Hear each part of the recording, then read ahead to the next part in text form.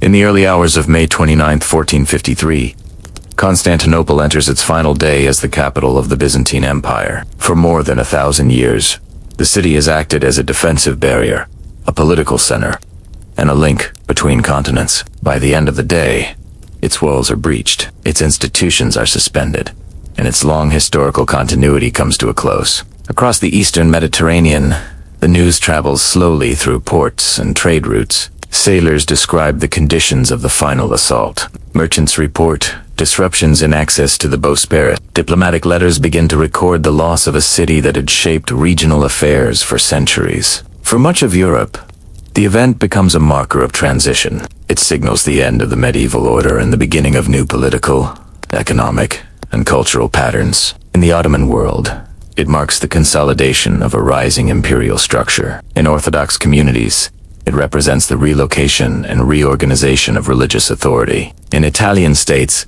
it accelerates intellectual movements already underway, driven by the arrival of scholars and manuscripts from the former Byzantine territories. The fall of Constantinople does not create immediate global change, but it initiates processes that continue for decades. The redirection of trade toward the Atlantic, the strengthening of Ottoman administration, the redefinition of regional alliances, and the reshaping of intellectual life across Europe. Before we begin, if you enjoy calm historical storytelling, feel free to subscribe to the channel. It helps us continue creating these quiet documentary journeys. When Constantinople falls on May 29, 1453, the event does not produce an immediate global reaction. Communication in the 15th century moves slowly, carried by ships, caravans, and envoys who travel across the eastern Mediterranean and southeastern Europe. For several days, and in some places for weeks, regions around the city receive only partial information. Reports vary in detail, but all begin to confirm the same outcome. The Byzantine capital, long regarded as a fortified center of the Eastern Christian world, has been taken by the Ottoman army. In the Aegean Sea, early accounts circulate among sailors who maintain regular routes between the islands and the mainland. They describe the artillery bombardment that weakened the Theodosian walls, the concentration of Ottoman forces on the landward side, and the final breach that allowed the attackers to enter the city. These observations appear first in informal conversations along harbors and markets, before moving into written reports prepared by merchants and ship captains for their respective governments. In Venice and Genoa, two states with substantial commercial interests in the region, the initial reaction is shaped by practical concerns. Officials monitor disruptions to shipping routes, estimate potential losses, and try to determine how new Ottoman control of the Bosporus might affect access to the Black Sea. The fall of the city represents not only a political change, but also a shift in the economic patterns that have shaped Mediterranean trade for centuries. Venetian councils begin to assess how this development may influence both maritime strategy and relations with neighboring powers. Farther inland, in the Balkans, the event confirms a trend that local rulers have observed for decades. Ottoman expansion has steadily gained territory, integrating various regions through administrative systems, tax reforms,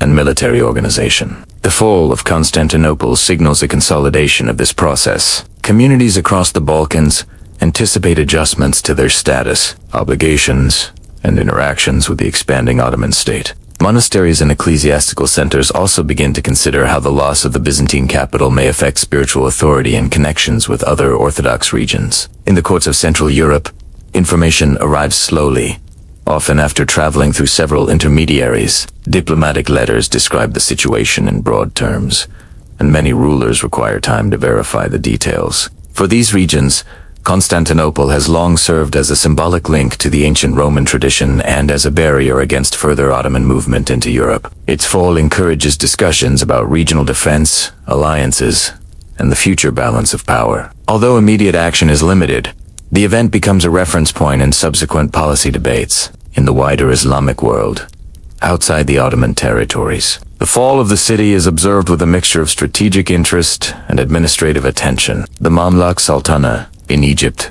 the states of North Africa, and various dynasties in Persia monitor the situation closely. Control of the Bosporus alters trade routes connecting the Black Sea with the Mediterranean, affecting merchants who transport grain, timber, furs, and other goods.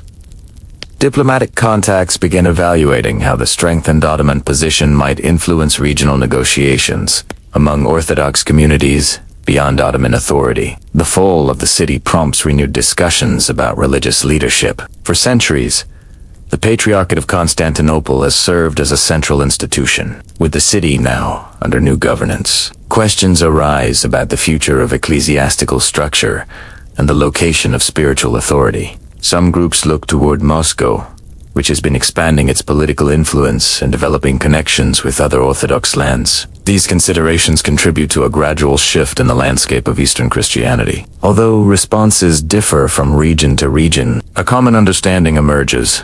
The event marks the end of a political entity that has existed since late antiquity. Chroniclers across Europe and the Middle East gradually begin to frame 1453 as a historical boundary, separating earlier medieval structures from the developing patterns of the early modern world. The interpretation evolves over time, but the initial months after the fall are characterized by careful observation rather than immediate transformation. Trade officials evaluate new risks. Religious authorities reassess organizational structures. Governments examine how changing territorial realities may influence future conflicts or alliances. Scholars and scribes document the event in letters, diaries, and administrative records, preserving the earliest impressions of a transition whose long-term effects will unfold over decades. The shock that travels outward from the city is therefore gradual and uneven. It does not disrupt daily life in distant regions, but it slowly alters expectations and strategic calculations. As more detailed information becomes available,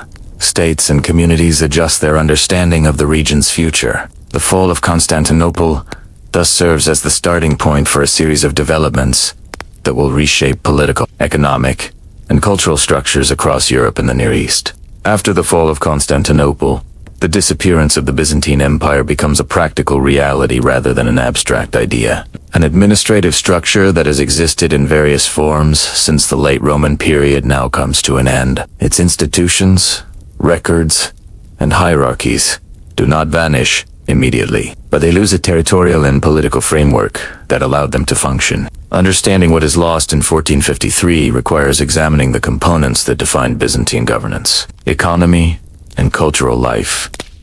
In the final centuries of the empire, one of the most significant elements is the imperial administration. For generations, the court in Constantinople maintained systems for taxation, diplomacy, and provincial oversight. Although these systems had contracted as territory diminished, they still provided organizational continuity for many communities. With the end of the empire, these administrative structures are either dissolved or integrated into Ottoman governance. Registers, fiscal documents, and legal codes lose their official authority. Local officials who once operated within the Byzantine system must either adapt to the new regime or relinquish their roles. A second major loss is the network of state archives, which included records of treaties, correspondency, land ownership, and legal decisions. Some of these materials are preserved under Ottoman rule, while others are displaced or gradually dispersed. The absence of an imperial center responsible for maintaining such archives leads to a fragmentation of historical memory.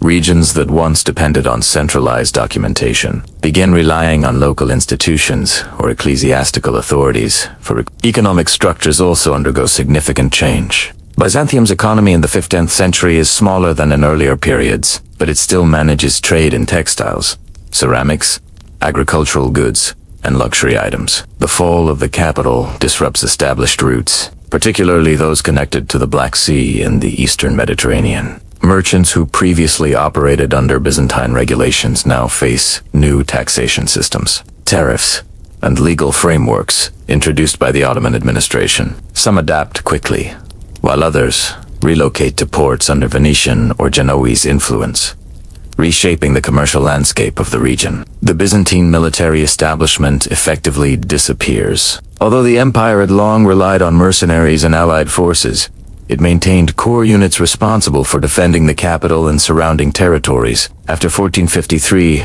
these units dissolve, and surviving soldiers either enter Ottoman service, return to their local communities, or seek employment elsewhere. The defensive infrastructure of the empire, including fortifications and supply depots, becomes part of the Ottoman military system. Religious structures also face transformation. The Byzantine Empire functioned in close coordination with the Orthodox Church, and the Patriarchate of Constantinople played a central role in maintaining ecclesiastical authority. Under Ottoman rule, the Patriarchate continues to exist, but its relationship with the state changes. The Patriarch becomes the recognized leader of the Orthodox Millet, responsible for representing Orthodox Christians within the Ottoman legal and administrative framework. This arrangement preserves some continuity, yet the loss of imperial patronage alters the Church's financial and political independence. Cultural and educational institutions are similarly affected. Constantinople housed schools, scriptoria, and centers of theological and philosophical study. With the fall of the city, many scholars relocate to regions where their work can continue under more stable conditions. Manuscripts and teaching traditions travel with them, contributing to intellectual developments in Italy and other parts of Europe.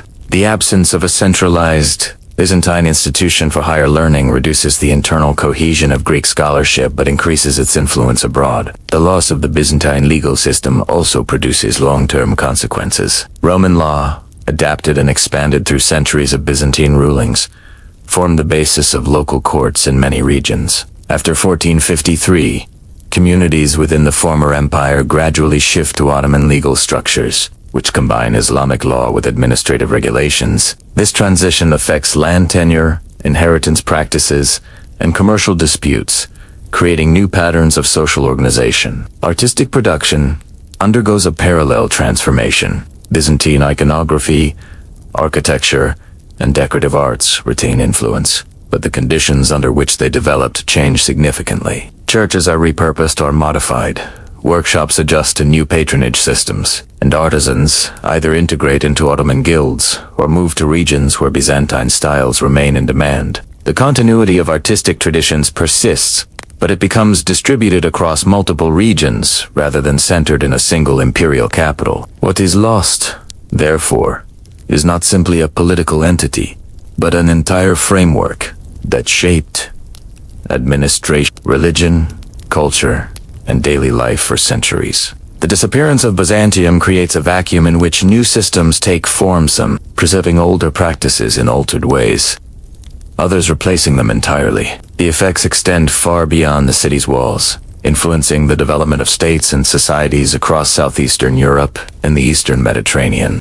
When Constantinople comes under Ottoman control in 1453, the city enters a new phase in its long history. Rather than allowing it to remain in a damaged and depopulated state, Sultan Mehmed II begins a deliberate program to transform the captured city into the administrative, economic, and symbolic center of his expanding empire. This process unfolds gradually through reconstruction, resettlement, and institutional reorganization. The first steps focus on restoring basic functionality. Weeks of siege and the final assault have left many districts damaged. Sections of the land walls, interior neighborhoods, and public buildings show signs of structural weakness. Ottoman officials begin surveying the city to determine which areas can be repaired quickly and which require complete rebuilding. The goal is practical: to create a stable environment in which administration and population can expand. A priority for Mehmed II is repopulation. By the mid-15th century,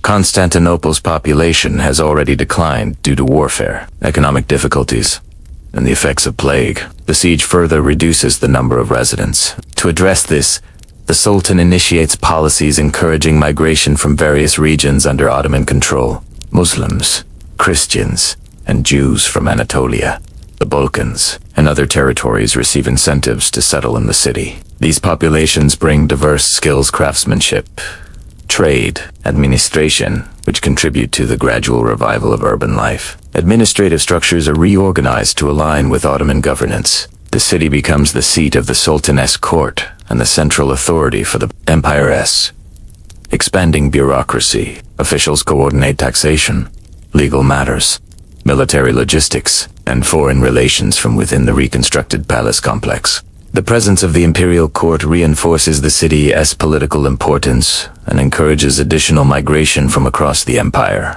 One of the most visible transformations involves architecture. Mehmed II orders the repair of existing structures and the construction of new ones that reflect Ottoman urban planning. The Hagia Sophia is converted into a mosque and becomes a central religious institution under Ottoman rule. Other churches are repurposed, while new mosques, markets, baths, and public buildings begin to rise in key districts. The development of the Grand Bazaar, initiated during this period, establishes a commercial center that will continue to expand in later centuries. Urban organization becomes increasingly systematic. Neighborhoods are divided into districts, each with its own administrative and religious institutions. Guilds and artisan groups receive designated areas for their workshops. Markets and caravanserai support long-distance trade, linking the city to routes extending into the Balkans, Anatolia, the Black Sea, and the Middle East. The Bosporus and Golden Horn provide natural advantages for maritime commerce, and efforts are made to repair and expand harbors damaged during the siege. Religious institutions also play a significant role in shaping the new capital. Islamic foundations, known as wukfes, fund the construction and maintenance of public buildings, including mosques, schools, hospitals, and soup kitchens. These endowments support urban infrastructure and contribute to the social welfare system. At the same time, the Orthodox Patriarchate is re-established under Ottoman supervision, ensuring continuity for the Christian population and integrating them into the millet system. This arrangement allows various religious communities to coexist within the city while maintaining distinct legal and administrative structures. Cultural life begins to reorganize as well. Scholars, poets, and craftsmen move to the city under the patronage of the Sultan and high-ranking officials. Libraries and schools open within new mosque complexes, fostering education in theology, law, and the sciences. The presence of diverse ethnic and linguistic groups creates an environment in which artistic and intellectual traditions converge. Over time, Istanbul develops into a major center of manuscript production, architectural innovation, and scholarly exchange within the Islamic world. Economic activity increases steadily as stability returns. Merchants from across the Mediterranean and the Black Sea engage in trade through the city's ports. Textiles, grain, metals, spices, and other goods move through markets regulated by Ottoman authorities. Taxation systems are adjusted to encourage commercial growth while maintaining imperial revenue. The city's location at the crossroads of major land and sea routes strengthens its position as a central hub in regional and long-distance trade networks. The transformation of Constantinople into Istanbul is not instantaneous. It unfolds over years and continues into subsequent reigns. However, the foundations laid by Mehmed II established the city as the administrative, cultural, and economic core of the Ottoman Empire. By the end of the 15th century, Istanbul functions as a fully integrated capital with a growing population, active markets, and a stable political structure. This process marks a significant shift in regional history, where Byzantium once stood as the center of Eastern Christianity and a remnant of the Roman world. The Ottoman capital now emerges as one of the most influential cities of the early modern period. The transition reflects both continuity through the preservation of key institutions and change through the introduction of new administrative, religious, and cultural frameworks. As the new order stabilizes within the walls of the conquered city, the structure of governance begins to take a form that reflects Ottoman practice rather than Byzantine precedent. Offices that had once served an empire rooted in Christian liturgy and Roman legal memory now adjusts to the administrative rhythm of a state shaped by centuries of Anatolian and Balkan expansion. There is no sudden transformation. The changes appear gradually through appointments, reorganized districts, and a slow alignment of civic activity with Ottoman institutional patterns. The Sultan's court relocates administrative attention to the city, and with it comes the established hierarchy of officials responsible for legal, fiscal, and military matters. The Qadi, as the chief judicial authority, oversees legal disputes, property issues, and the governance of urban quarters. His presence signals the insertion of Islamic legal structure into a city accustomed to Byzantine canon law. Yet the shift is not abrupt. For some time, customary practices continue in parallel, especially in matters concerning the Christian population, who retain their religious authorities under the millet system. At the same time, the Ottomans implement a cadastral survey of the city and its surroundings. This process essential to the functioning of the empire. Documents, land holdings, taxable properties, agricultural estates, and urban residencies. The registers compiled from this survey form the basis for assessing revenue, organizing military obligations tied to land grants, and understanding the demographic structure of the region. The careful documentation reflects the empire's emphasis on administrative clarity, a feature that allows it to integrate diverse territories with relative stability. Public order becomes the responsibility of appointed officials who supervise markets, monitor weights and measures, and enforce regulations concerning hygiene and urban conduct. These functions had existed under Byzantine rule but now operate under Ottoman oversight, drawing on legal precedents that had been applied throughout the empire. The city's markets gradually revive, supported by caravans arriving from Anatolia and the Balkans. Goods that had been scarce in the months following the conquest begin to circulate again, allowing the city to reconnect with broader economic networks. The transformation of religious institutions continues as part of this administrative reorganization. Churches that remain active under Christian communities operate according to arrangements negotiated after the conquest. Their clergy maintain their internal hierarchy, and the patriarchate eventually regains a position of authority under Ottoman protection. The system allows the state to manage a diverse population without imposing uniformity, relying on established religious structures to administer community matters. The arrangement becomes a defining characteristic of Ottoman governance.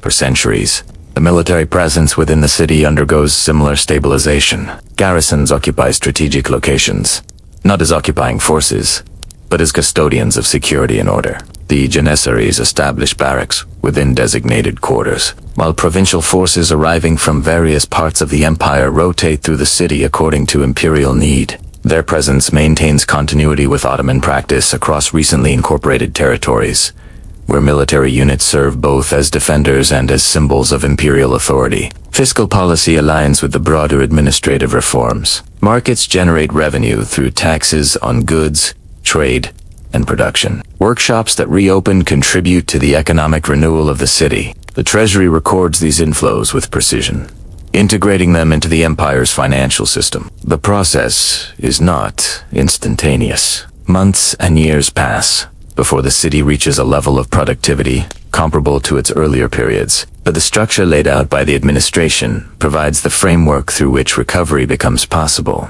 Urban maintenance also receives renewed attention. Aqueducts, built during the Roman and Byzantine periods, require repair after decades of conflict and reduced upkeep. Ottoman engineers, familiar with hydraulic infrastructure from other regions, begin assessing and restoring water channels, cisterns, and fountains. Their work supports both population growth and the functioning of public institutions, roads, bridges, and defensive walls.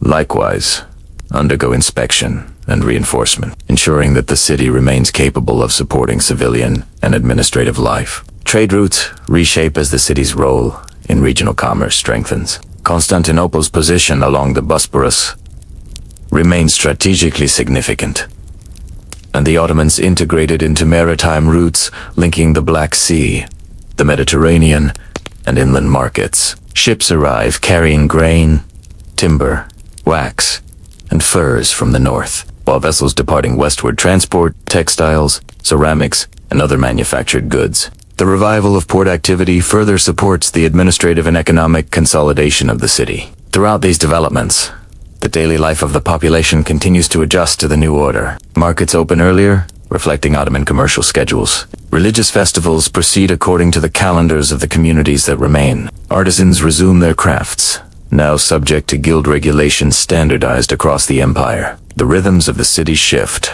align, and eventually stabilize. The administrative integration of Constantinople does not erase its past. Instead, it layers new structures atop old foundations. Ottoman governance adapts the city to the requirements of an expanding empire, shaping its institutions in ways that will endure for centuries.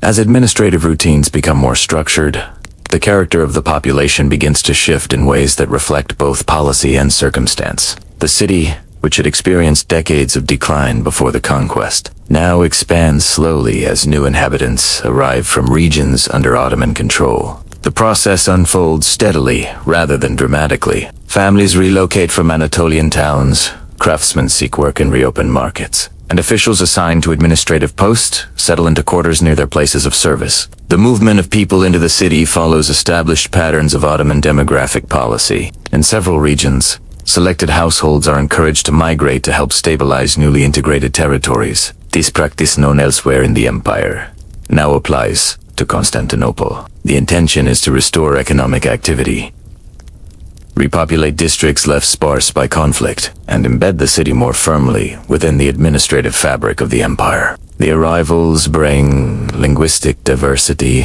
occupational skills, and established communal structures that gradually reshape the urban landscape. Alongside these newcomers, many of the city's original inhabitants remain. Christian communities continue to occupy long-standing neighborhoods, preserving familiar rhythms of worship, family life, and commerce. Their institutions adapt to a revised arrangement under Ottoman governance. Clergy maintain churches that stay active, while other buildings once used for religious purposes are repurposed to support public administration or new congregational needs. The coexistence of old and new residents contributes to a layered social environment, one that reflects the continuity of local tradition within the framework of imperial policy. Artisans returning to their workshops add another dimension to this demographic rebalancing. Skilled labor, essential for the functioning of urban life, becomes more visible as metalworkers, carpenters, tailors, and potters re-establish their crafts. Guilds familiar from other Ottoman cities gradually take shape here as well, providing structure to economic activity through regulations, apprenticeship systems, and shared standards. These guilds link local production to wider commercial networks, ensuring that goods manufactured in the city align with the expectations of markets stretching across the empire. Merchants from distant regions also resume their presence within the city. Their arrival contributes to the reopening of caravan routes, maritime trade, and port activity. Inns and storage facilities that had fallen into disuse begin to function again, supporting the movement of goods and travelers. The city's bazaars, once central to its economic life, regain momentum as stalls and workshops fill with textiles, metal goods, spices, and foodstuffs. Each exchange recorded, each transaction taxed, becomes part of the slow reconstruction of the city's commercial importance. Housing adapts to this growing population. Some districts require repair after years of neglect, while others see new construction. Ottoman architectural forms appear gradually in residential areas, blending with existing Byzantine structures. Wooden upper stories extend over narrow streets. Courtyards serve as communal spaces, and small gardens provide areas for cultivation. The mixture of architectural styles reflects the layered identity of a city that retains visible traces of its earlier history, absorbing influences from newly arrived communities. The composition of the population also shifts through administrative designations. Certain neighborhoods become associated with particular trades or communal groups, reflecting patterns seen in other Ottoman cities. These arrangements support efficiency in tax collection, guild organization, and the distribution of civic responsibilities. Over time, the alignment of districts with specific economic functions contributes to the city's overall stability, allowing it to operate within the broader structures of the empire. Religious diversity becomes more pronounced as the population grows. Mosques appear in districts where Ottoman officials and families settle, while long-standing churches remain active in areas dominated by Christian communities. Many of the city's Jewish residents, some of whom had lived there for generations, continued to maintain their institutions. Later, communities arriving from other regions of the empire add further variety to the city's religious and cultural life. This coexistence is facilitated through the millet structure, through which each community retains authority over its internal affairs while integrating into the imperial system. Population movement also influences the rhythm of public spaces. Markets grow louder as more stalls open. Workshops produce steady sounds associated with craft work and trade. Maritime activity in the harbor increases as ships load and unload goods. Yet despite this renewal, the pace remains measured, reflecting a deliberate and pragmatic reconstruction rather than rapid expansion. The process mirrors the empire's broader approach to governance, structured, attentive to detail, and oriented toward long-term stability. As the years progress, the demographic character of Constantinople becomes distinctly Ottoman while still retaining visible markers of its Byzantine past. Neighborhoods reflect diverse origins. Economic roles stabilize, and communal life resumes under consistent administrative oversight. The city's repopulation is neither abrupt nor uniform. It unfolds carefully, shaped by policy, opportunity, and the gradual return of confidence among inhabitants who now recognize the city's restored function as the center of imperial life. As the population settles into a more stable pattern, the city's economic structure begins to regain its coherence. Much of this recovery takes place quietly through the gradual reopening of workshops, the restoration of trade routes, and the reestablishment of marketplaces that had once formed the core of the city's daily life. The process is steady rather than dramatic, shaped by the availability of skilled labor, the arrival of new merchants, and the administrative attention directed toward essential urban functions. The revival begins in the markets closest to the harbor. These areas had long served as points of exchange for goods arriving by sea, and their proximity to the port makes them a natural starting point for commercial activity. Stalls that had remained empty now receive shipments of grain, textiles, ceramics, and metals. Traders familiar with maritime commerce begin to reoccupy their usual spaces, arranging goods in patterns shaped by long-standing market customs. Over time,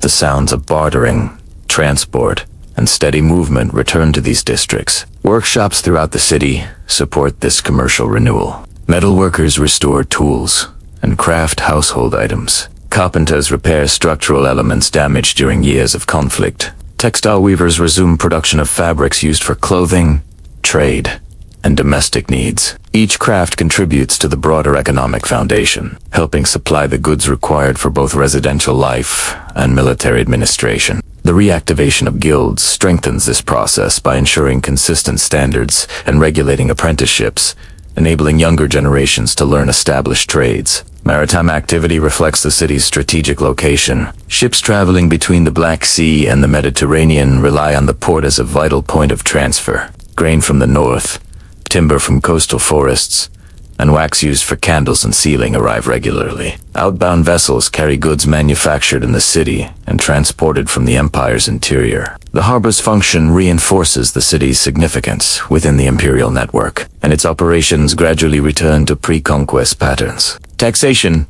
plays a central role in stabilizing this economic recovery. Revenue collected from market activity, property holdings, and trade supports the administrative and military structures that ensure long-term security. The cadastral surveys conducted earlier provide the information needed for accurate assessments, and officials use these records to maintain fiscal consistency across the city. This system mirrors practices implemented throughout the empire, allowing Constantinople to integrate fully into the imperial economic framework. The reopening of caravan routes further strengthens commercial ties. Overland trade from Anatolia and the Balkans passes through designated stations before reaching the city. Goods transported along these routes include textiles, pottery, metalwork, and agricultural products. The flow of caravans also brings information, facilitating communication between distant regions and the capital. Inns and storage facilities along the major roads support this movement, contributing to the gradual normalization of trade. Urban markets evolve as commerce increases.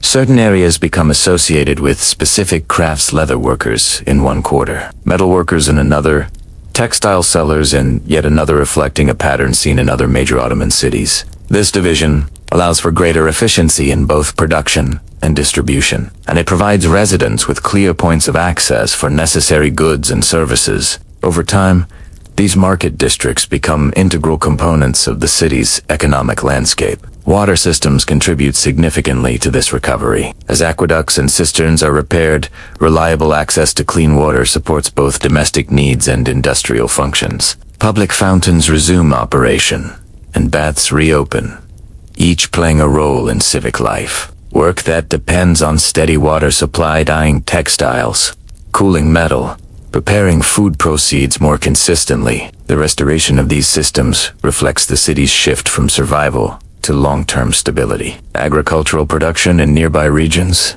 ties into the city's supply chain. Villages surrounding the capital send grain, vegetables, fruits, and livestock into the markets. The transportation of these goods becomes more regular. As roads are repaired and administrative oversight becomes more defined, the relationship between the capital and its hinterland, essential to sustaining population density, strengthens with each passing season. While economic activity grows, the pace remains measured. Recovery does not erase the effects of conflict, nor does it restore the city to its earlier scale overnight. Instead, it produces a stable foundation upon which future development will rest. Districts nearest the administrative and commercial centers prosper first, gradually extending activity into areas that had remained dormant. The pattern follows familiar lines, observed in other imperial cities that experienced periods of disruption and renewal. BTs staged the city of functions as a cohesive economic organism. Markets operate with predictable rhythms.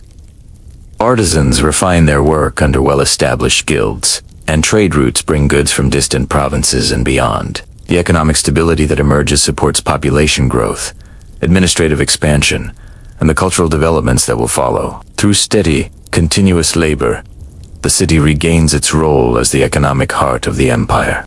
As commercial and administrative routines settle into predictable patterns, the social structure of the city becomes increasingly defined. The population, now composed of long-established residents and newcomers from various regions of the empire, organizes itself through familiar networks of family, profession, and community leadership.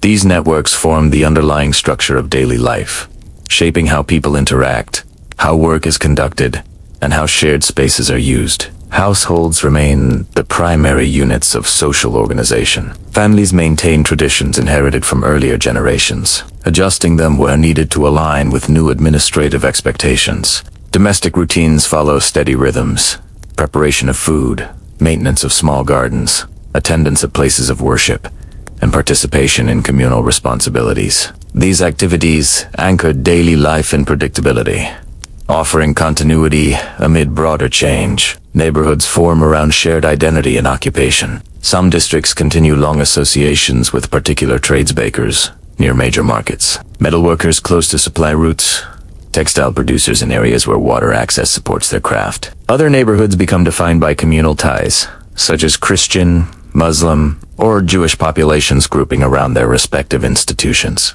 These arrangements provide stability and shape the cultural character of each district. Religious institutions serve as focal points for community life. Churches that remain active after the conquest continue to hold services, administer rites, and support charitable work. Mosques established in districts populated by Ottoman families become centers for prayer, teaching, and social organization. Synagogues contribute similarly to the cohesion of Jewish communities. Each institution maintains its own calendar of observances, contributing to a layered but harmonious pattern of communal life across the city. Schools and places of learning reopen gradually. Instruction varies according to tradition. Communities maintain schools associated with their churches. Muslim families establish local study circles or attend teaching sessions affiliated with nearby mosques. Education remains focused on literacy, religious study, and practical skills. Over time, the presence of scholars, scribes, and administrators working in the capital encourages the circulation of texts and the copying of manuscripts, supporting intellectual activity consistent with the city's new administrative role. Guilds also contribute to the city's social structure. Beyond their economic function, they act as communal bodies that support members through apprenticeships, workplace regulation, and mutual assistance. Meetings follow established procedures, reflecting traditions seen across the empire. Guild leadership maintains relationships with administrative officials, ensuring that craft production aligns with market demand and imperial policy. This cooperation reinforces the orderly development of commerce and strengthens the bonds between artisans within each trade. Public spaces play an important role in the rhythm of social life. Markets, fountains, baths, and open squares provide gathering points where residents exchange information, conduct business, and maintain social ties. These areas operate according to familiar routines, shaped by the seasons, religious calendars, and trade patterns. The steady use of shared spaces encourages social cohesion,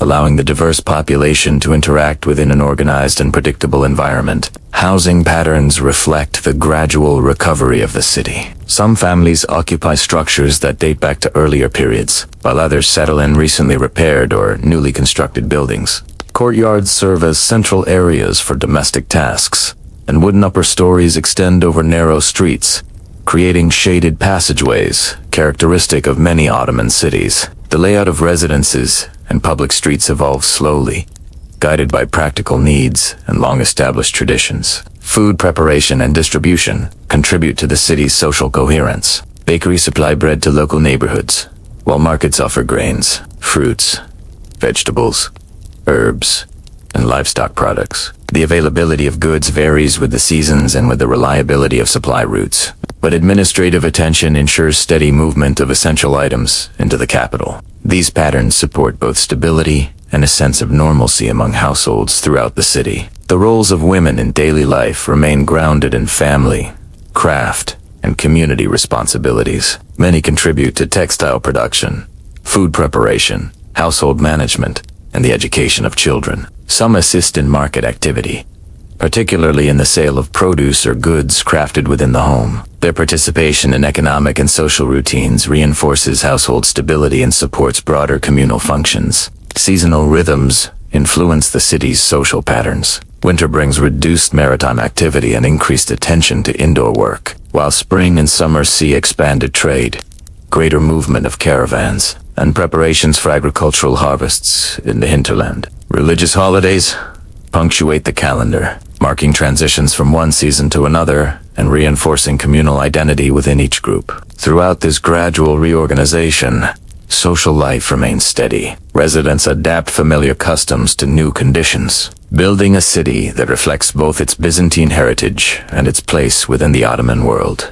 The result is a complex but cohesive social environment, one that will evolve further as population patterns shift, institutions strengthen, and economic stability continues to grow. As social and economic routines stabilize, the cultural character of the city begins to reflect the coexistence of long-established traditions and new influences introduced through imperial administration and migration. The process unfolds slowly, shaped by daily interactions, communal practices, and the steady circulation of ideas within a growing population. Over time, these elements combine to form a cultural environment distinct from both the late Byzantine period and other Ottoman cities, yet connected to each in recognizable ways. Architecture provides some of the clearest evidence of this transition. Existing Byzantine structures remain prominent features of the city, serving as churches, residencies, administrative buildings, and storage facilities. Their forms reflect centuries of urban development along the Bosporus. As repairs and alterations occur,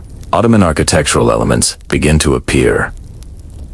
Wooden extensions projecting over narrow streets, decorative masonry consistent with Anatolian craft traditions, and courtyards designed to accommodate the domestic rhythms of newly arrived families. The resulting blend does not erase the city's earlier identity but layers new forms upon it, creating a built environment shaped by continuity and gradual adaptation. Public rituals also contribute to cultural change. Christian communities maintain liturgical calendars that structure daily and seasonal life, while Muslim residents follow prayer schedules, religious observances, and communal gatherings associated with local mosques. Each group marks significant days with familiar practices. Over time, passers-by hear the overlap of bells and calls to prayer, a reflection of the city's mixed population.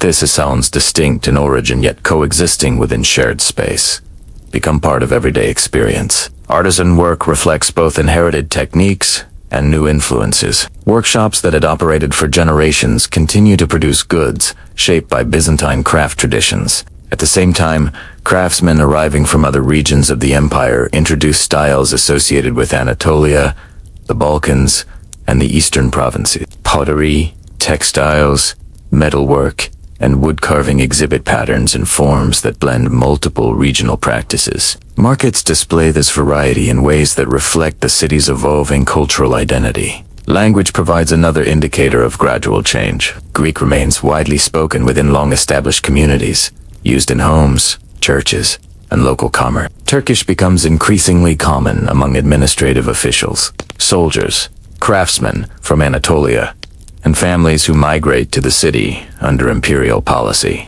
Other languages circulate in smaller communities, Ladino, and dialects from the Balkans and the Black Sea region. The result is a multilingual environment in which residents navigate daily life through a combination of familiar and newly acquired terms.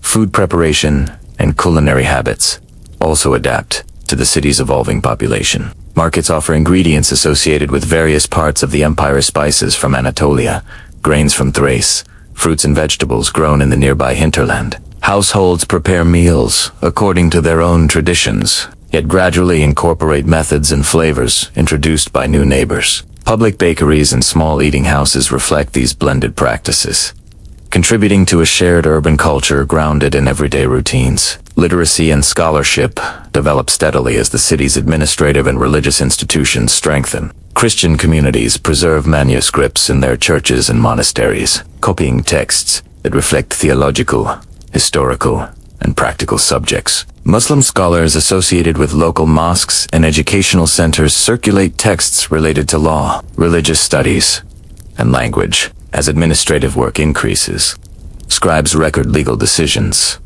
property transfers, and imperial decrees, contributing to the written documentation of the city's changing life. Music and oral storytelling remain important elements of cultural continuity. Families maintain songs and recitations inherited from earlier generations. Newly arrived residents introduce melodies and tales associated with their regions of origin. Public gatherings, religious festivals, and seasonal celebrations offer opportunities for these traditions to circulate. Over time, certain forms become widely recognized across the city, reflecting shared experience while preserving distinct cultural identities. Public spaces support cultural expression. Squares near major markets serve as locations for informal performances, recitations, and communal gatherings. Baths function not only as places of hygiene but also as venues for conversation, storytelling, and the exchange of information. Fountains, meeting points in many districts, become places where residents pause during daily routines, greeting neighbors and sharing news. These interactions reinforce social bonds and contribute to a gradual blending of cultural practices. Through these processes, the city develops an identity that reflects both its Byzantine heritage and its Ottoman present. The transition is not sudden. It takes shape through countless small interactions, everyday decisions, and the continued use of spaces that had served both earlier and current populations. As each season passes, the city becomes more distinctly aligned with the broader cultural patterns of the empire, while retaining visible reminders of its earlier history. BT's state's cultural adaptation is well established. The city functions as a center where traditions coexist, evolve, and support the formation of a stable urban society. This environment provides the foundation upon which later developments in architecture, scholarship, administration, and commerce will build, ensuring that the city remains a significant cultural center within the empire. As the cultural landscape becomes more defined, the position of the Orthodox Church within the new administrative system emerges as one of the most significant elements of continuity connecting the city's Byzantine past to its Ottoman present. The Church, long associated with imperial institutions, now functions in a context shaped by different political priorities. Its adaptation proceeds gradually, influenced by imperial policy, communal needs, and the broader social structures taking shape in the expanding capital. A central feature of this transition is the reestablishment of the ecumenical patriarch. Under Byzantine rule, the Patriarchate exercised religious authority within an empire that formally linked church and state. After the conquest, this relationship changes. The Patriarch becomes the recognized leader of the Orthodox millet, a community defined not by territorial sovereignty but by religious identity. The new arrangement grants the Patriarch certain administrative responsibilities within the Christian population, including oversight of marriage, inheritance, and ecclesiastical discipline. This structure allows the Ottoman state to manage religious diversity while preserving internal autonomy for each community. The Patriarchate continues to operate churches, monasteries, and schools. Clergy perform services according to long-established traditions, and liturgical life remains central to community identity. These practices maintain continuity for residents who had lived through significant political change, offering familiar rhythms within a reorganized environment. Church property, though affected by the broader reallocation of urban space, retains a degree of protection under the new system. Some buildings are repurposed, while others remain active as centers of worship. The allocation of property reflects both practical needs and negotiations between church leaders and imperial officials. Monastic communities adjust to altered economic conditions, managing landholdings and resources within the framework established by Ottoman law. Despite these changes, many monasteries continue to function, preserving texts, traditions, and forms of learning associated with earlier periods. Education connected to the Orthodox Church proceeds as part of this continuity. Schools associated with churches and monastic centers provide instruction in literacy, theology, and classical Greek. These institutions serve both religious and communal needs, ensuring that children from Christian families receive training consistent with their cultural heritage. Teachers draw on manuscripts preserved locally or brought from other regions, contributing to the survival of Greek scholarship within the empire. Clergy occupy important roles within their communities, not only as religious leaders but also as representatives in administrative matters. Their responsibilities include maintaining records, mediating disputes, and communicating with imperial officials when necessary.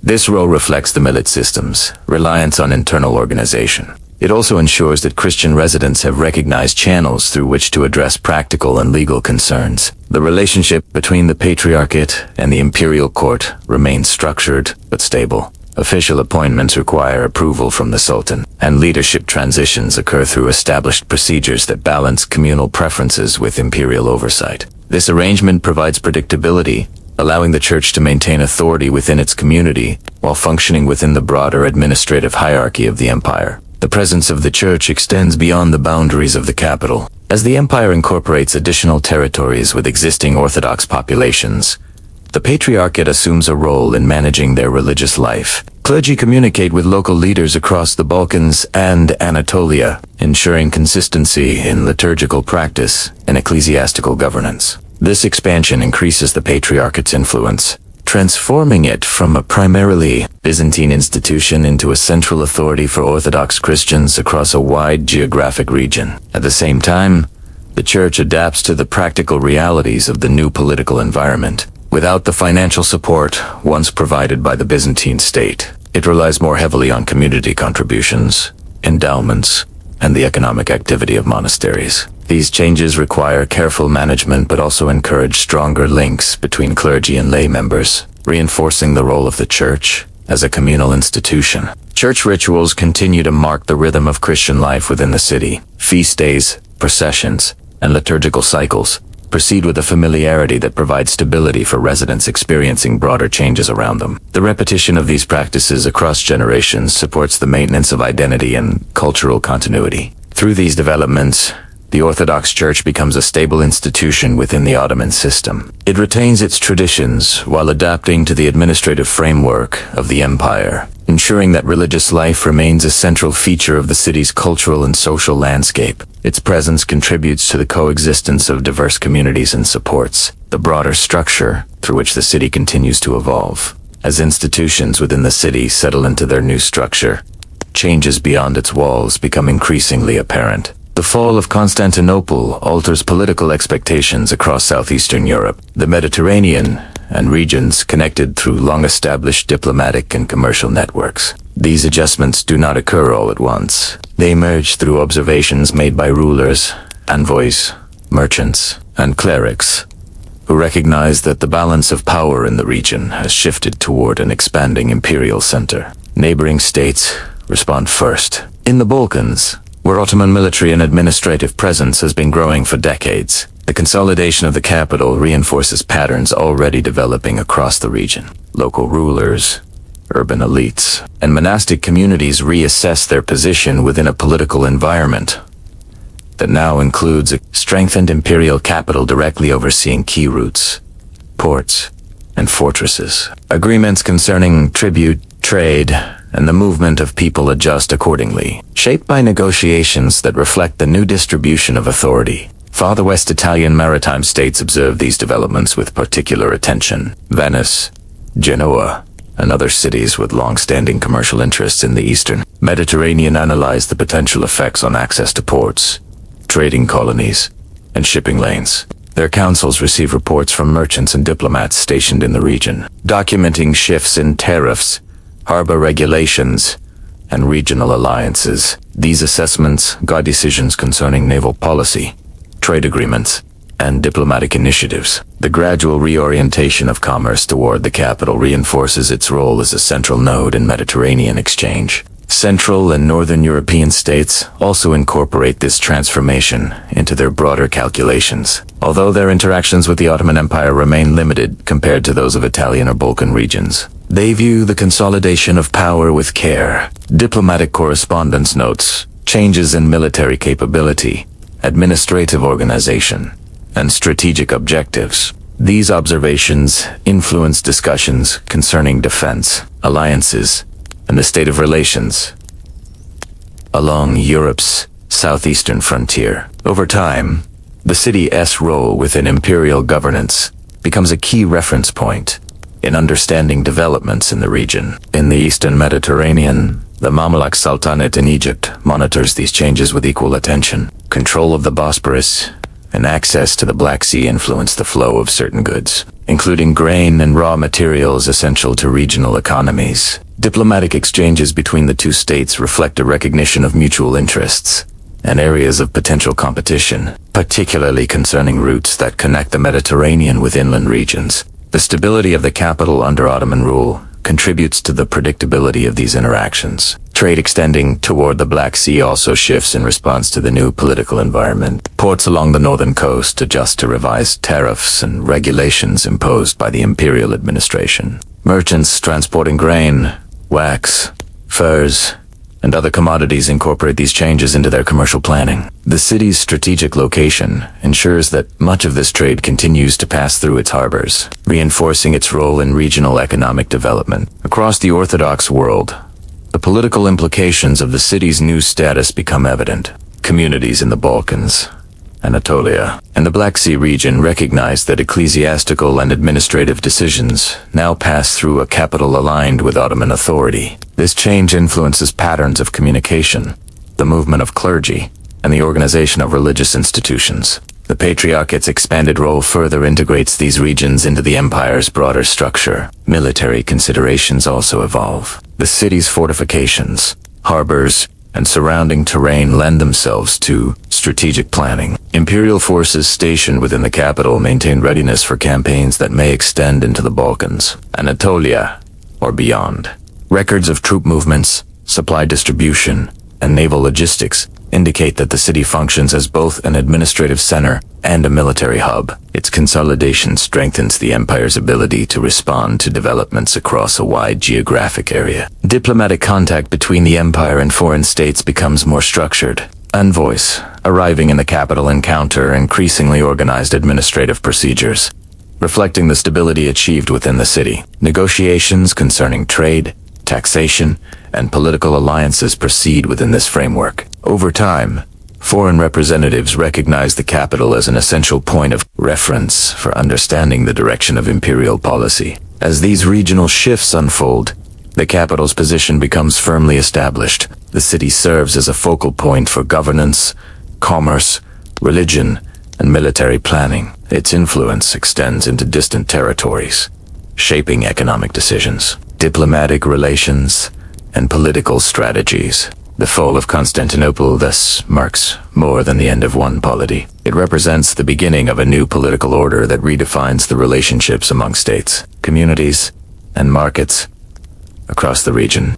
As regional power structures adjust to the strengthened position of the imperial capital, the commercial landscape connected to the city begins to show clear signs of reorganization. Trade routes that link the Black Sea, the Eastern Mediterranean, the Balkans, and Anatolia gradually align with the administrative and fiscal systems centered in the city. These changes develop steadily, shaped by the renewed stability of maritime and overland routes, the consistency of taxation, and the gradual expansion of markets. Maritime trade through the Bosporus remains one of the most important components of this shift. Ships transporting grain, salt, fish, timber, furs, and wax continue to travel south from Black Sea ports. Under the new administrative structure, regulations governing passage become more systematic, with clearly defined tariffs and procedures applied to vessels entering and leaving the straits. These measures standardize commerce and allow officials to maintain predictable revenue streams.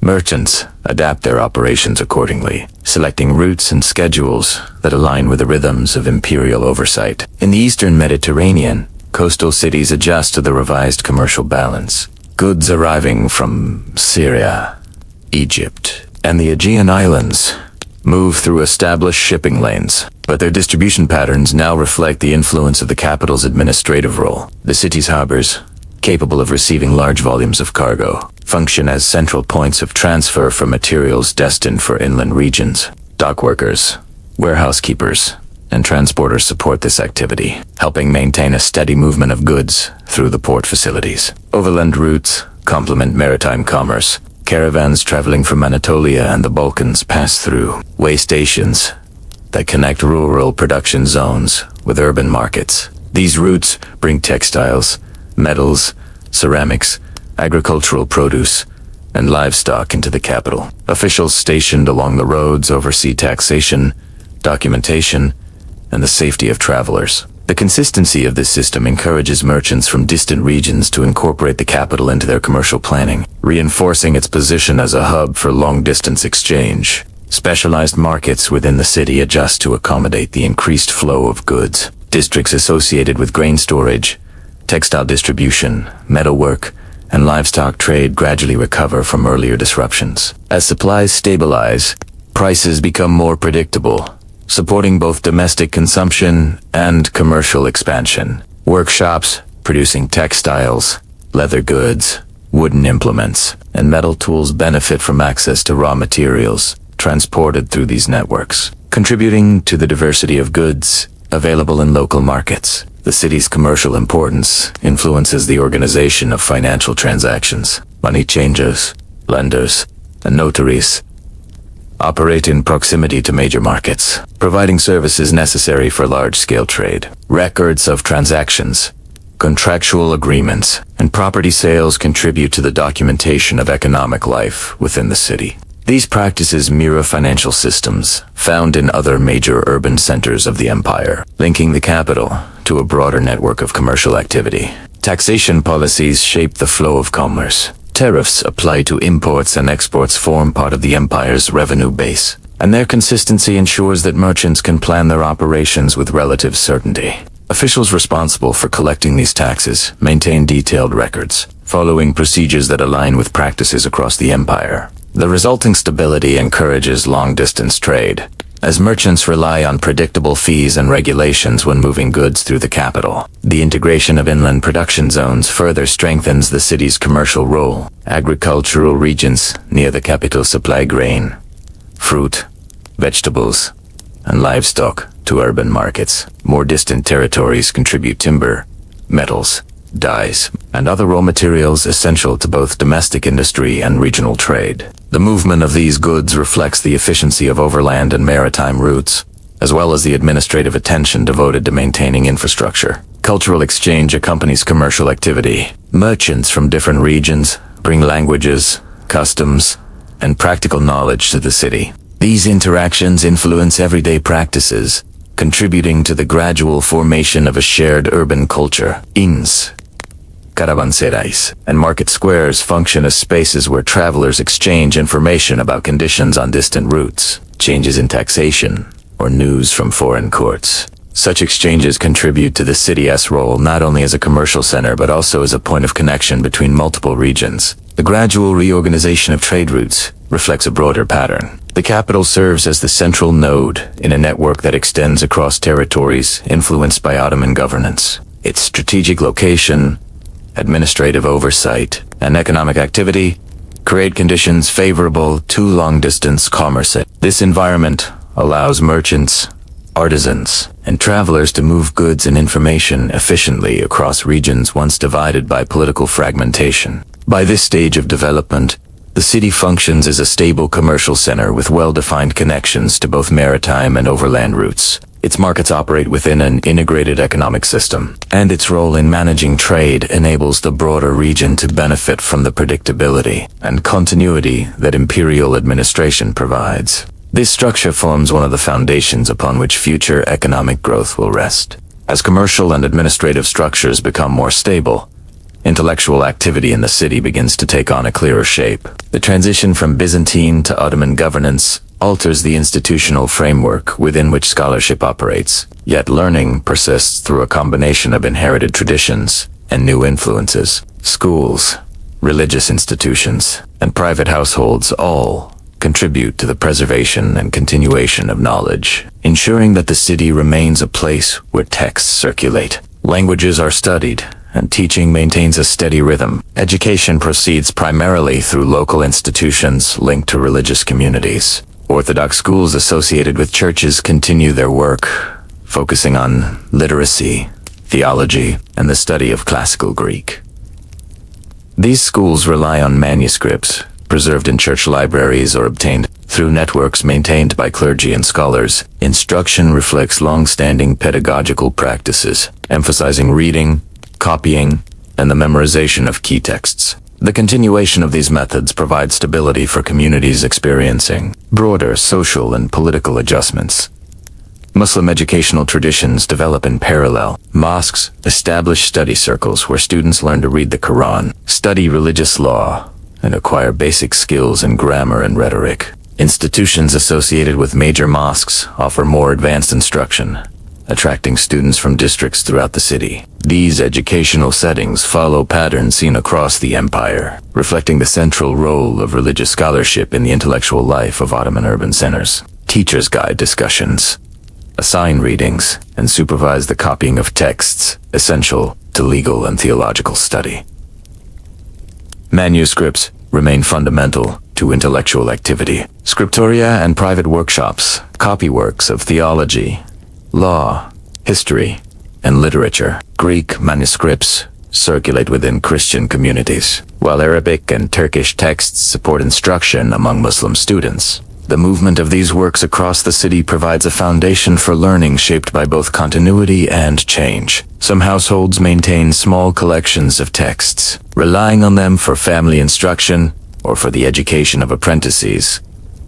Preparing for clerical or administrative roles, libraries contribute to the preservation of knowledge. Church libraries, long established, continue to house collections that include theological liturgical books, hagiographies, and classical works. Ottoman officials and scholars also established endowed libraries associated with mosques and educational institutions. These collections contain religious, linguistic, and legal materials that support teaching and study. The existence of multiple library traditions reflects the diverse intellectual foundations present in the city. Translation plays a limited but important role in this environment.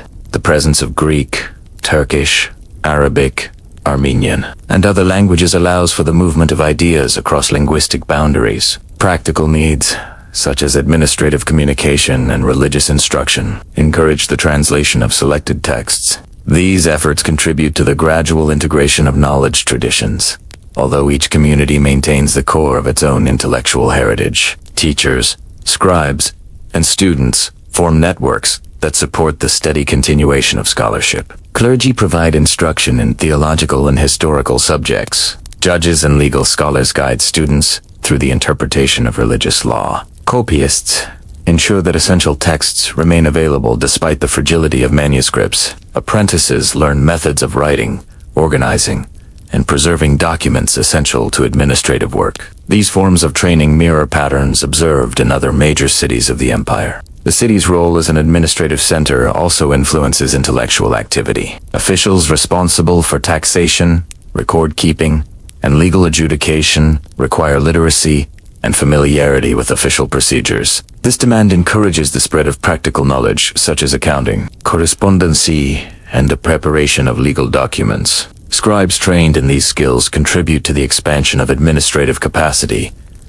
and ensure that written communication within the empire remains consistent and reliable. Houses of worship remain sites of teaching and discussion. Christian clergy delivers sermons that reinforce doctrinal understanding and moral instruction. Muslim preachers explain legal and theological concepts during communal gatherings. These activities support intellectual engagement within each community and provide opportunities for reflection on issues relevant to daily life. Scholarship does not develop in isolation from the city's broader environment.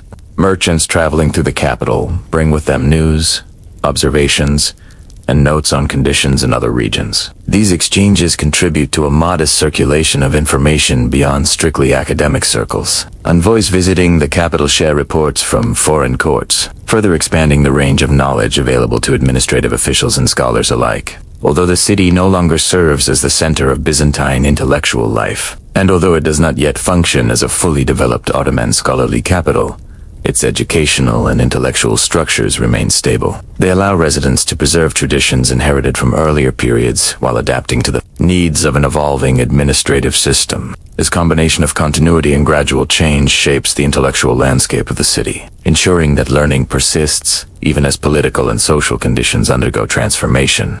As administrative, social, and intellectual structures settle into a stable pattern, the military presence within the city becomes more clearly defined. The capital functions not only as the seat of governance, but also as a strategic center for coordinating campaigns, managing garrisons, and overseeing the movement of troops across the empire. This integration develops through routines shaped by long-standing Ottoman military practices, adapted to the geographic and logistical conditions of the former Byzantine capital. Garrisons stationed in the city fulfilled multiple roles. They maintain security within urban districts, protect administrative institutions, and support the defense of strategic locations such as the harbors, bridges, and city gates. Their presence ensures order during periods of increased commercial activity and provides a reliable force capable of responding to disturbances or emergencies. Troops rotate through these positions according to schedules established by military authorities, reflecting a broader system of organization used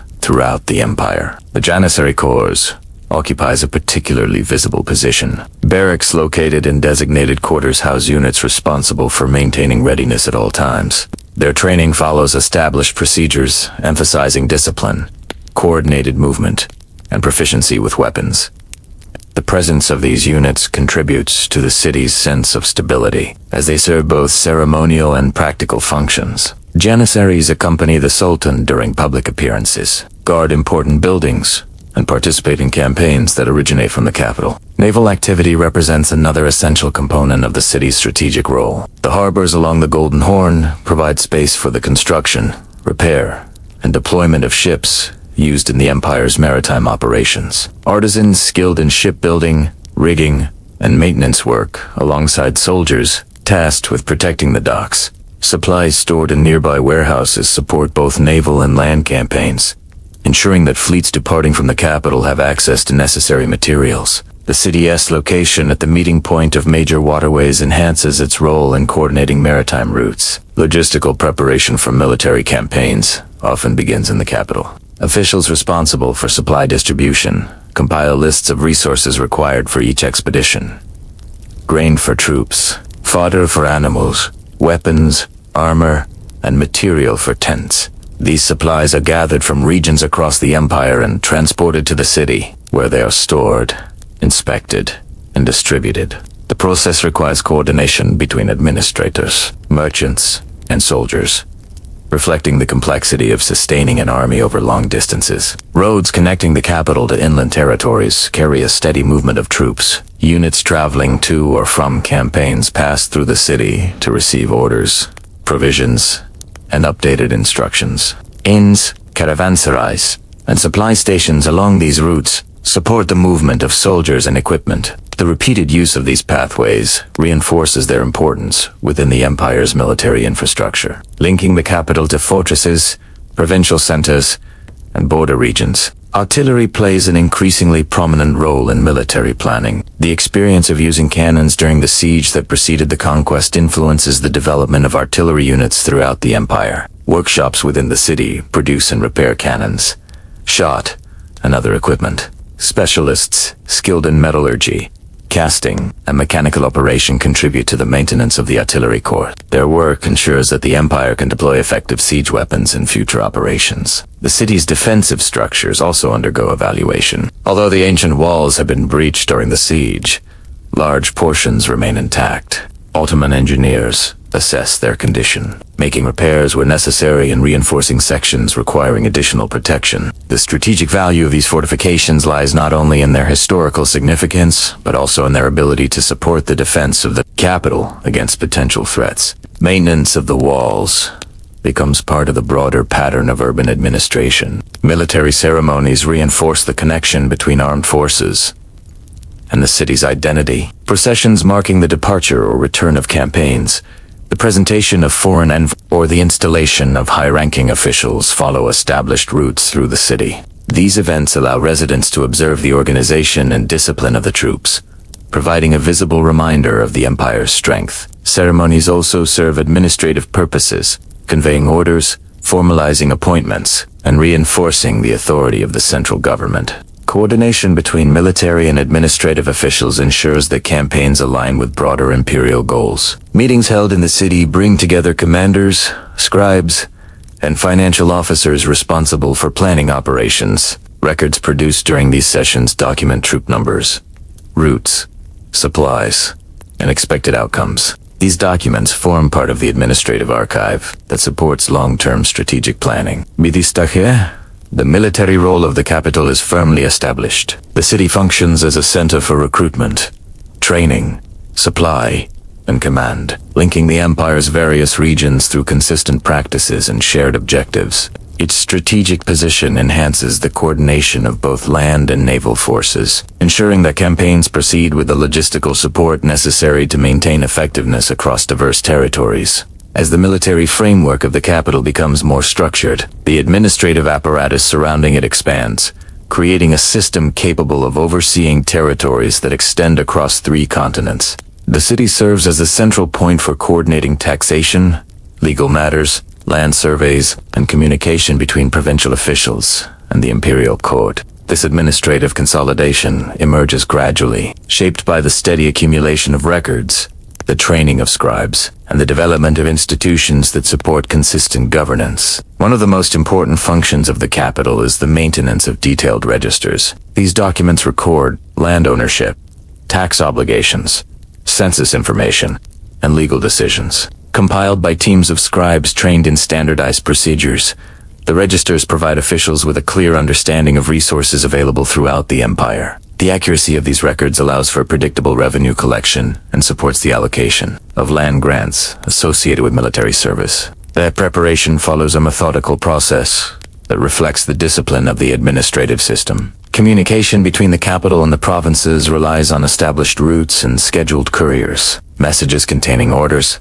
petitions, and reports travel along roads that link the city to distant regions. Couriers carry documents sealed by officials, ensuring their authenticity and preventing unauthorized alterations. These channels allow the imperial court to respond to developments across the empire with consistency, adjusting policies as needed to maintain stability. Provincial governors and local leaders depend on this communication network to coordinate their actions with central authority. Legal administration becomes increasingly unified as the city's influence expands. Courts operating within the capital hear cases related to property, trade, and inheritance, applying principles derived from Islamic law and imperial regulations. Judges trained in these traditions interpret statutes, issue rulings, and maintain written records. Their decisions influence practices throughout the empire, providing examples for provincial courts facing similar matters. This consistency contributes to a sense of predictability that supports both commercial and social life. Financial oversight reflects the complexity of the empire's economic structure. Officials responsible for taxation monitor revenue collected from markets, agricultural production, and trade routes. Records documenting these collections form part of the administrative archive, allowing for comparison across regions and seasons. This system ensures that the empire can maintain its military forces, support public institutions, and fund construction projects within the capital. The reliability of financial administration strengthens the city's role as the center of governance. Public projects contribute to the consolidation of imperial power. Construction and repair of roads, bridges, fountains, markets, and religious buildings reflect the city's administrative priorities. These projects provide employment for artisans and laborers, while also supporting economic and social activity. The maintenance of infrastructure ensures that trade routes remain active, that markets function efficiently, and that residents have access to essential services. The combination of administrative planning and practical construction strengthens the connection between governance and daily life. Diplomatic relations become more structured as the administrative apparatus matures. Envoys arriving in the capital encounter procedures that reflect the order of the imperial court. Their missions often involve negotiations related to trade, boundary disputes, and political alliances. Documents produced during these meetings record agreements in precise terms, allowing for clear reference in future discussions. These practices support stable international relationships and contribute to the city's reputation as a center of diplomatic activity. Administrative institutions also shape cultural and intellectual life. The presence of scribes, scholars, and legal experts encourages the circulation of texts, the development of schools, and the preservation of archives. Officials involved in record-keeping often receive training in reading, writing, and the interpretation of legal documents, supporting the spread of literacy within certain segments of the population. This administrative literacy complements the educational work performed by religious institutions, contributing to the broader intellectual environment of the city. Religious communities participate in administrative life through the millet system. Leaders of Christian, Jewish, and other communities maintain internal registers, oversee communal affairs, and liaise with imperial officials. Their cooperation with the state supports the management of diverse populations, reflecting the administrative principles that allow the empire to govern regions with distinct cultural and religious traditions. This collaboration ensures that communities remain integrated into the imperial structure, while preserving their own internal organization. The overall effect of these developments is an increasingly cohesive system of governance centered in the capital. Administrative decisions, legal rulings, financial planning, and diplomatic activities flow through institutions that operate with steady discipline. The city's officials maintain continuity across reigns, ensuring that policies remain consistent, even as leadership changes. This stability allows the empire to maintain control over distant territories, coordinate military campaigns, and support economic networks that extend across significant distances. Batista stays. The capital functions as the administrative core of an empire notable for its size and diversity. Its institutions provide the structure necessary for governing regions with varied histories, cultures, and economic practices. The gradual consolidation of these institutions reflects the long-term transformation initiated by the fall of the city, shaping the direction of governance for centuries to come. As administrative, military, economic, and cultural structures become firmly established, the city enters a period in which its role within the empire is fully defined. The transition from a former Byzantine capital to the administrative center of a vast Ottoman realm concludes not through a single event, but through steady adjustments carried out over decades. These adjustments shape the city into a stable and integrated component of imperial governance, economy, and social life. The population reflects this stability. Families who arrived during earlier phases of resettlement now form multi-generational households rooted in their neighborhoods. Trades pass from teachers to apprentices and from parents to children, reinforcing occupational continuity. Markets display goods produced locally and transported from distant regions, reflecting both the diversity of the empire and the city's central role in distributing these goods. As households grow and stabilize, demographic patterns become more predictable, contributing to the long-term resilience of urban life. Institutions established in earlier periods of transition now operate with consistent routines. Courts follow established procedures, maintaining records that support legal clarity. Schools conduct lessons at regular intervals, training future scribes, scholars, and community leaders. Religious institutions maintain calendars, administer rites, and support communal welfare. The city's administrative offices compile and preserve documents that guide decisions across the empire. Together, these structures create a unified environment in which daily life aligns with broader imperial practices. The built environment reflects both earlier history and the developments of the Ottoman era. Churches, mosques, markets, residential districts, fountains, and baths coexist within the urban landscape, each serving distinct functions. Repairs and new construction continue as needed, guided by administrative planning and supported by skilled labor. Public works,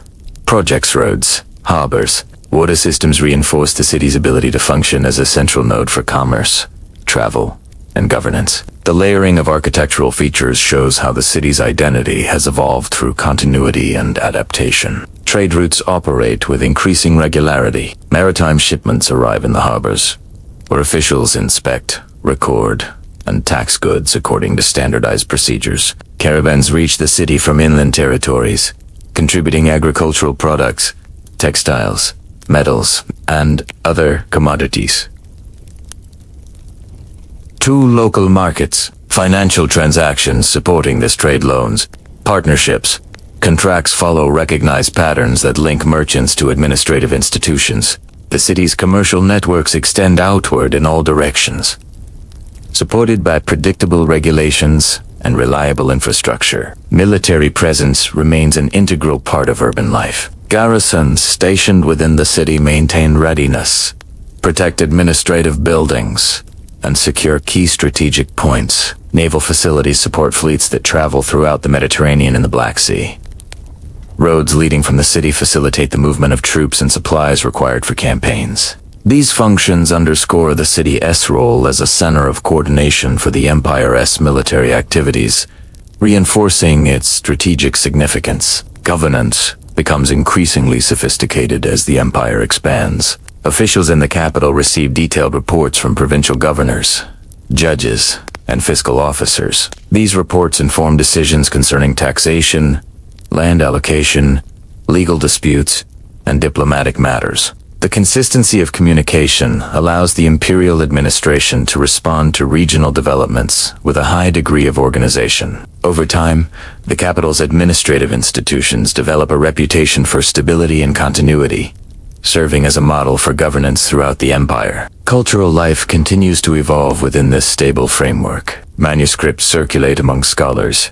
Sermons reflect developments in theology and law, and public spaces host gatherings, shaped by seasonal rhythms and communal traditions. Over generations, these practices reinforce a shared sense of urban identity that incorporates elements of both Byzantine heritage and Ottoman governance. The coexistence of diverse communities contributes to a cultural environment that is both complex and resilient. The integration of the city into the imperial system also influences territories beyond its boundaries. Provinces organize their administrative and commercial routines in accordance with directives originating in the capital. Religious leaders throughout the empire maintain contact with institutions based in the city. Merchants plan their routes with reference to market conditions documented in its military commanders coordinate their strategies through the capital's administrative offices. In this way, the city functions as the center of a network that extends across continents. By the close of this long transitional period, the city has become fully aligned with the structures that define the empire. Its administration operates smoothly. Its economy supports both local and regional needs, and its institutions maintain continuity across generations. The transformation initiated by the conquest results in a stable urban center capable of supporting governance, commerce, military activity, and cultural life on a scale unmatched in earlier periods. Through this integration, the city assumes its enduring identity as the imperial capital, shaping the development of the empire and influencing the political, economic, and cultural trajectories of the wider region. The long process set in motion by the fall of the city in 1453 results in an urban center that functions as the administrative, commercial, military, and cultural core of a multi-continental empire. Its transformation unfolds gradually, shaped by steady institutional development rather than sudden change. What begins as a damaged and depopulated city becomes, through careful administrative consolidation and sustained economic activity, a stable capital capable of governing territories with diverse histories and traditions. The reorganization of administration creates structures that guide decision-making across regions from the Balkans to Anatolia and beyond. Legal consistency, thorough record-keeping, and predictable taxation support, both local governance and long-distance commerce. These systems allow the empire to maintain cohesion and respond effectively to developments across its territories. As the city becomes the focal point of these processes, it gains a level of authority unmatched by regional centers. Economically, the capital emerges as a hub connecting maritime and overland routes. Markets rely on goods circulating from the Black Sea, the Mediterranean, and inland production zones. The predictability of commercial regulation encourages merchant activity, supporting both urban prosperity and broader regional exchange. Over time, the city's commercial networks influence economic patterns far beyond its immediate surroundings. Culturally and socially, the city embodies continuity as well as adaptation. Religious communities maintain long-established traditions within a new administrative framework, while newcomers contribute practices drawn from diverse regions. Intellectual life persists through schools, manuscripts, and the work of scribes, creating an environment in which scholarship remains active. These forms of continuity coexist with the evolving cultural expressions of a growing imperial capital. The transformation of the city thus marks a significant shift in regional history. It signals the end of the Byzantine political structure and the emergence of an Ottoman administrative order capable of shaping developments across wide territories. Through its integration into the imperial system, the city becomes a central institution that influences political, economic, and cultural patterns. For centuries,